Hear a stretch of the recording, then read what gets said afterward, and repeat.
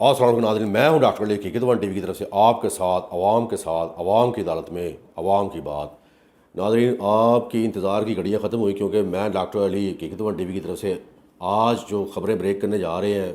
وہ بڑی اہم ہیں۔ ہمیشہ ساری خبریں اہم ہوتی ہیں، مگر آپ کو تو پتہ ہے جیسے میں ڈاکٹر علی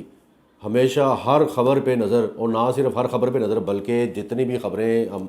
محنت کر کے آن دا گراؤنڈ جا کے اکٹھی کر کے لا کے ان کو پھر فرینزک کرتے ہیں ان کی، اور ساری ایچی بیچی نکالنے کے بعد، ساری انجینئرنگ کرنے کے بعد آپ کی خدمت میں پیش کرتے ہیں، یا یوں کہہ لیں کہ عوام کے ساتھ عوام کی عدالت میں شیئر کرتے ہیں۔ Let's not lose the subject, first thing first. Maryam Nawaz صاحبہ اور پاکستان مسلم لیگ نون کی رہنما مریم اورنگزیب صاحبہ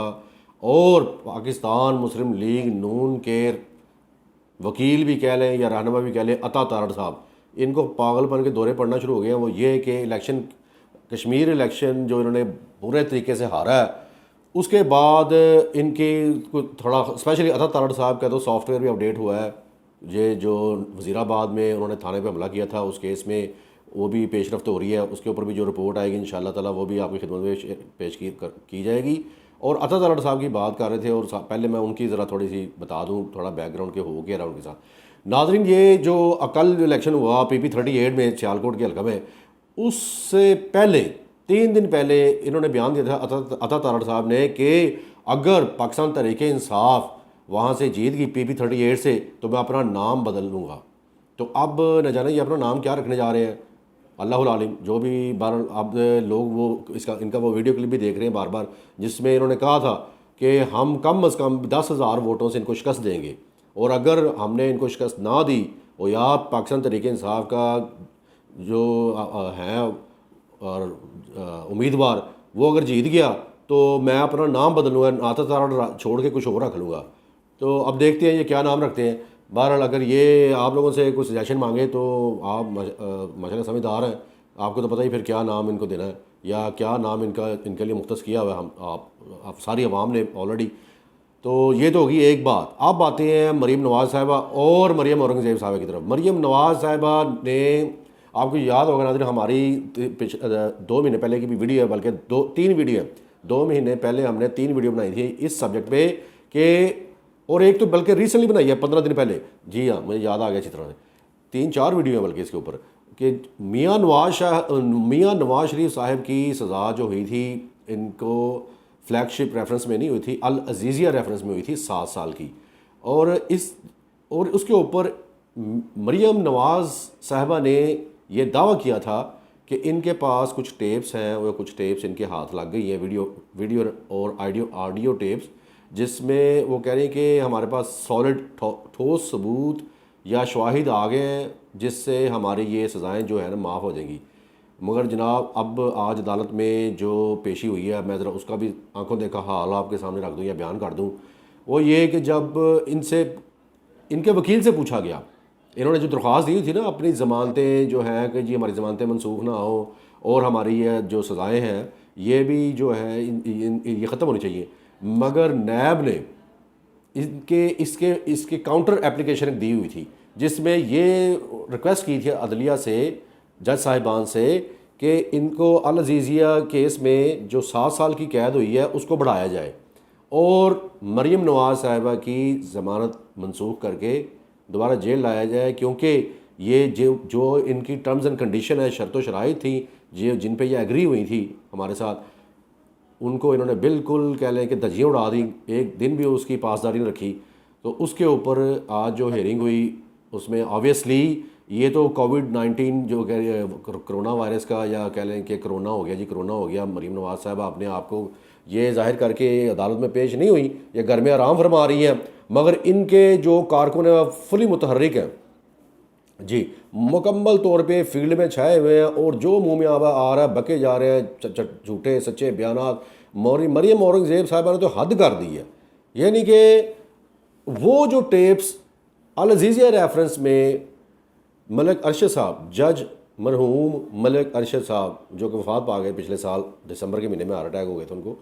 کچھ لوگ کہتے ہیں کرونا ہوا، مگر وہ ان کے بیٹے نے اس بات کی تصدیق کی تھی کہ ہارٹ اٹیک سے وفات ہوئی ہے ان کی۔ اچھا وہ ان کے کہتے ہیں کہ جی وہ ٹیپس جو تھی، اور اس کے ساتھ ساتھ اور بھی بڑی ٹیپس، مریم نواز صاحبہ کا یہ دعویٰ ہے کہ ہمارے پاس ہیں جس کی بنیاد پہ ہماری سزائیں بھی ختم ہو جائیں گی اور جو نااہلی کی جو لگی ہوئی ہے ہم پہ تاحیات کے سیاست میں ان کے جو والد صاحب ہیں نواز شریف صاحب وہ بھی ختم ہو جائے گی ان کے اوپر سے. تو جناب یہ بیان آج ان کے اپنے خلاف ہی چلا گیا. وہ ایسے کہ جب عدالت نے یہ چیزیں مانگی ہیں کہ آپ ہمیں وہ چیزیں پرووائڈ کریں جن کے آپ دعوے کر رہی ہیں, اور نہ صرف یہ بلکہ وہ ارشد مرحوم ملک صاحب کی بھی جو ٹیپ ہے اس کے بھی فرینزک ہوئے ہیں, اور اس سے یہ بات ثابت ہوئی ہے کہ وہ سارا کے سارا یہ جاتی عمرہ میں رہنے والے یعنی کہ نواز شریف فیملی والوں کی ایک پلان کردہ منصوبے کے تحت ہوا سارا, جس میں جج مرحوم ملک ارشد صاحب کو بلیک میل کیا گیا اور ان کے اوپر دباؤ ڈالا گیا, پریشرائز کر کے ان سے فیصلے لیے گئے, اور جہاں پہ 15 سال کی یا 16 سال کی سزا ہو رہی تھی وہاں پہ 7 سال کی سزا سے ہی انہوں نے اپنی جان چھڑوائی. اور نہ صرف یہ بلکہ اب ان کو اگست کی 5 تاریخ کا ٹائم ملا کہ دوبارہ آپ جیسے بھی ہیں جہاں بھی ہیں جس حال میں بھی ہوں, اسپیشلی مریم نواز صاحبہ کو عدالت میں پیش ہونا بہت ضروری ہے ریگارڈس ٹو ہر بیل, کہ اپنی ضمانت کے سلسلے میں اگر یہ پھر بھی نہ وہاں پہ پیش ہوئی عدالت میں تو کیا ہوگا, ان کی ضمانت منسوخ ہو جائے گی, اور ضمانت ان کی منسوخ ہو جانی ہے. ناظرین یہ آج کی بات میری ڈاکٹر علی حقیقت ون ٹی وی کی طرف سے میں آپ کو جو بتا رہا ہوں اس کو کہیں لکھ کے رکھ لیں. کیونکہ اوبیسلی ہمیں بہت اس چیز کا ایکسپیرینس ہے, ہم نے ساری زندگی کورٹ کچہری میں گزاری ہے اور اس قسم کے آن دا گراؤنڈز حالات ہوتے ہیں واقعات دیکھے ہیں. آپ کو یاد ہوگا ان کے جو وکیل تھے ان کے کیس میں انہوں نے بہت زیادہ اس بارے میں بحث کی تھی جب یہ العزیزیہ کیس اور فلیگ شپ ریفرنس جو چل رہا تھا, مگر کوئی ایک نہیں سنی گی. چاہے یہ بات کرنے کا مقصد یہ ہے کہ یا ہسٹری دہرانے کا مقصد یہ ہے کہ آگے جو چھوٹے چھوٹے ان کو تاریخیں دی جائیں گی, زیادہ سے زیادہ 3 تاریخیں اور ہوں گی with in next 3 to 5 weeks time, کہ 3 سے 5 ہفتوں کے درمیان ان کی 3 تاریخیں ہوں گی, عدالت میں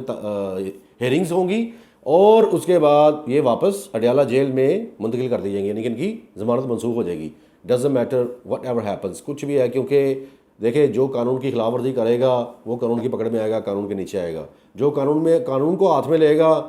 قانون اس کو ہاتھ میں لے گا. یہ وزیر داخلہ شیخ رشید صاحب کا کہنا تکیہ کلام ہے, بار بار انہوں نے یہ بات رپیٹ کی ہے, ستم کرو گے ستم کریں گے,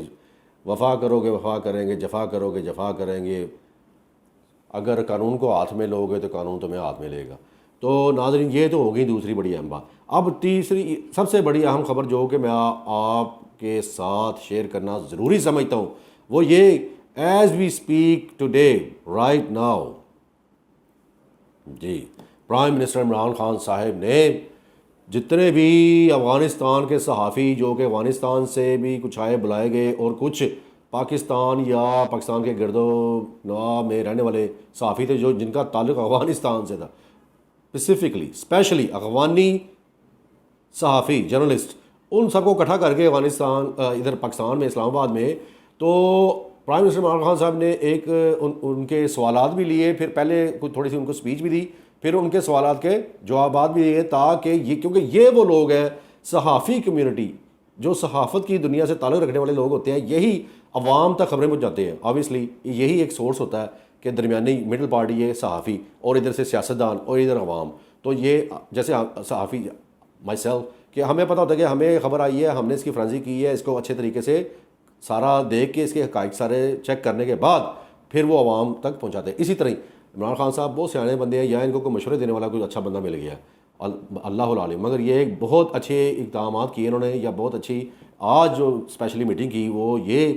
کہ وہاں پہ جتنے صحافی تھے ہر ایک کے دل میں دماغ میں جو بھی سوالات تھے عمران خان صاحب نے ان کو فری ہینڈ دیا تھا کہ آپ جو بھی سوال آپ کے دماغ میں دل میں آپ پوچھیں, مجھ سے اوپنلی پوچھیں, کھلے ڈلے ہو کے پوچھیں, ڈونٹ ہیزیٹیٹ ایٹ آل, بالکل ہیزیٹیشن نہیں کرنا. تو وہاں پہ بار بار وہی ایک بات, جو ایک سوال آ رہا تھا خان صاحب سے پوچھا جا رہا تھا کہ آپ یہ افغانستان میں جو حالات ہوئے ان کے بارے میں آپ کیا کہتے ہیں, یا وہاں جو رہنے والے لوگ ہیں ان کی آپ مدد کریں گے, یا تیسرا جو مین سوال, یعنی کہ 3-4 سوال ہی بار بار ریپیٹ کیے ہر صحافی نے. 25 سے زیادہ وہاں پہ افغانی صحافی بیٹھے ہوئے تھے. جی جناب, تو یہ تیسرا چوتھا سوال یہی تھا کہ جی افغانستان میں اگر پاکستان کی آرمی یا ملٹری کی ہیلپ پڑی مدد کی ضرورت پڑی تو آپ کوئی ملٹری ایکشن کریں گے؟ اور اسی طرح چوتھا پانچواں سوال یہی تھا جو بار بار پوچھا جا رہا تھا کہ جی آپ امریکہ کو کیوں نہیں اڈے دے رہے، یا امریکہ کے ساتھ کیوں نہیں آپ مل بیٹھ کے کوئی بات چیت کرتے کہ تاکہ وہ پاکستان میں رہتے ہوئے افغانستان کی عوام کی مدد کر سکیں، نہ صرف افغانستان کی یا افغانی حکومت کی مدد کر سکیں بلکہ وہ طالبان کے خلاف بھی کوئی آپریشن وغیرہ کر سکیں یہاں پاکستان میں بیٹھ کے، اگر آپ ان کو اڈے دیتے ہیں۔ تو ناظرین، پرائم منسٹر عمران خان صاحب نے اس بارے میں بہت ہی اچھا جواب دیا، دل اشش کر اٹھتا ہے، یعنی کہ ہر بندے کا اکارڈنگ ٹو بالکل یہ کامن سینس ہے، سمپل پلین کامن سینس، کوئی راکٹ سائنس انوالو نہیں ہے۔ وہ یہ کہ انہوں نے کہا کہ دیکھیں 20 سال امریکہ اور اس کے ساتھ 48 سے زیادہ ملکوں کی فوجیں، نیٹو فورسز جن کو کہا جاتا ہے، وہاں پہ تھیں، موجود رہی ہیں 20 سال کا عرصہ، اور 1.5 لاکھ سے تقریباً 1,70,000 فوجی وہاں پہ ایک وقت میں موجود تھے، اور پوری دنیا کی ٹیکنالوجی اور ان کے پاس پوری دنیا کی جو لیٹسٹ مشینری یا آرٹلری جس کو کہا جاتا ہے، ایمونیشن، ہر چیز ہونے کے باوجود ملٹری وہاں پہ فیل ہوگی۔ اور خان صاحب نے کہا کہ میں پہلے ہی کہہ رہا تھا 18-20 سالوں سے کہ افغانستان کی جو سچویشن ہے اس کا ملٹری سلوشن نہیں ہے، تو آخر کار وہ کمپلیٹ فیلئر